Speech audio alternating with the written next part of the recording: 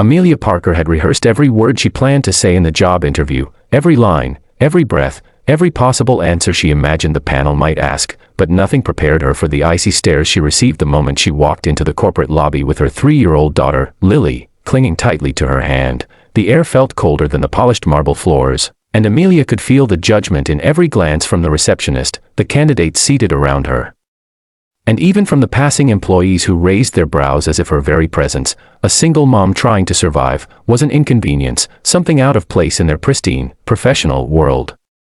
She sat down, trying to soothe Lily, who wore a pale yellow dress and swung her small feet nervously as she whispered, "Mommy, is it okay I'm here?" And Amelia forced a smile, brushing her daughter's soft curls aside as she said, "Of course, sweetheart, Mommy just didn't have anyone to watch you today, but it's okay, we'll get through this together," even though in her heart she feared this would cost her everything. The job meant stability, a real chance to escape the endless overtime shifts, the late-night cleaning jobs, and the mounting bills that haunted her kitchen table like unwelcome ghosts. She needed this position desperately, not for luxury, but for survival, for giving Lily a life where she didn't have to choose between groceries and rent, and where Lily could go to school with her hair neatly braided and her backpack full, not patched and fraying at the seams. But as Amelia sat waiting, clutching her folder filled with certificates and recommendations, proof of years of hard work, she heard the whispering, "Why would she bring a child? This is ridiculous. Some people just aren't serious about their careers."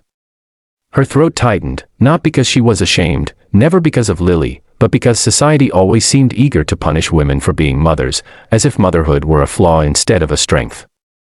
When the HR assistant finally stepped out and called Amelia's name, her tone carried irritation rather than invitation, and she glanced sharply at Lily before saying, "I'm sorry, but you can't bring a child into a professional interview.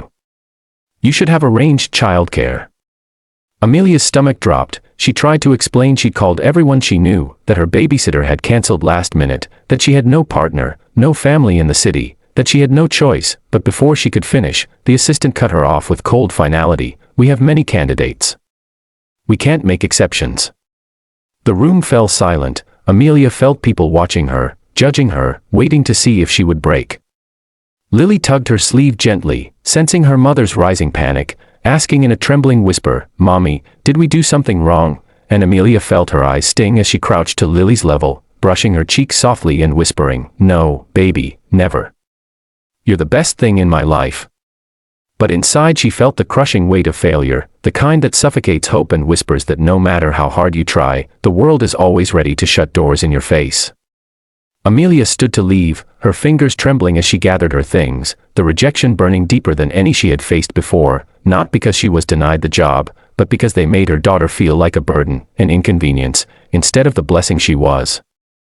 Just as she turned toward the exit, the sound of polished shoes echoed down the glass hallway, a confident, unhurried stride, and the employees straightened automatically as a tall man in a tailored navy suit stepped into the room.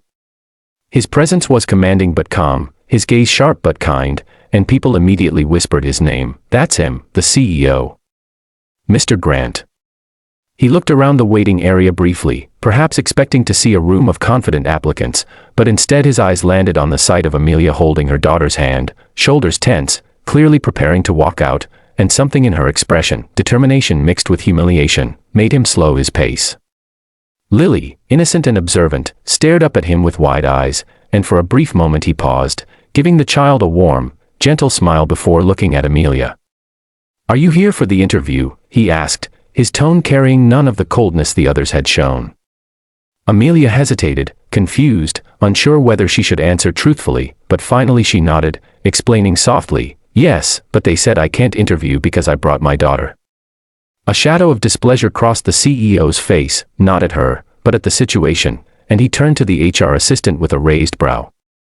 "Is that so?" he said calmly, though the quiet edge in his voice made the woman stiffen. "Our company claims to value innovation, leadership, and inclusivity, yet we reject a qualified candidate because she's a mother," he said, his words slicing through the room. The HR assistant immediately stuttered, "Yes, sir, we were just following protocol," but the CEO cut her off with a firm shake of his head. Protocol should never punish responsibility. If anything, being a parent requires the strongest work ethic of all. He then turned to Amelia, offering a reassuring smile. "If you're still willing, I'll conduct your interview personally." The entire waiting room fell silent. Amelia blinked, stunned, unsure if she heard correctly, as Lily looked up at her excitedly. "Mommy, he's nice," Lily whispered, and for the first time that morning, Amelia actually felt her heart lift. "Yes, sir," she managed to say. "I would be honored." "Good," the CEO replied warmly. "And she's welcome to stay. Children shouldn't be excluded from the world, they should be inspired by it." Inside his glass-walled office, Amelia sat opposite him, Lily quietly drawing on a notepad he offered her. Instead of interrogating Amelia about her weaknesses or asking cliché corporate questions, he simply said, "Tell me your story," and Amelia, noticing the genuine interest in his eyes, opened up about the struggles she'd endured, the long nights working multiple jobs, the years of building experience without recognition, the sacrifices she made for Lily, and the dream she had of finally securing a job where she could grow, provide stability, and prove that single mothers were not broken, they were brave. The CEO listened intently, leaning forward, impressed by her dedication, resilience, and honesty. "You know," he said softly, "people underestimate single parents, but I was raised by one. My mother worked 3 jobs just so I could go to school. So when I see someone like you, someone who refuses to give up, I don't see a liability, I see strength." Amelia felt her throat tighten, moved by how sincerely he spoke. By the end of the interview, the CEO stood, extended his hand, and said with unmistakable certainty, "Welcome to the company, Amelia. You're exactly the kind of person we need." Her breath hitched as she shook his hand, tears filling her eyes, not of sadness, but of relief, of validation, of hope finally given a home. Lily looked up, smiling brightly as she said, "Mommy got the job," and the CEO knelt down, smiling at her gently. "Yes, she did. Because your mom is amazing." And in that moment, Amelia realized something powerful. Sometimes the world will close doors on you, not because you're unworthy, but because those doors weren't meant for you. Sometimes life reroutes you toward the one moment, the one person, the one opportunity that truly sees your worth. As Amelia and Lily walked out of the building, this time with pride instead of shame, she looked at her daughter and whispered, "We made it." And little Lily squeezed her hand tightly and replied, "I knew you would, Mommy." And to everyone watching this story right now, let Amelia's journey be your reminder that no matter how many times life tells you no, all it takes is one moment, one chance, one breakthrough to change everything. If you believe in resilience, in hope, in second chances, make sure to subscribe to the channel, because more inspiring stories are coming your way, and you won't want to miss them.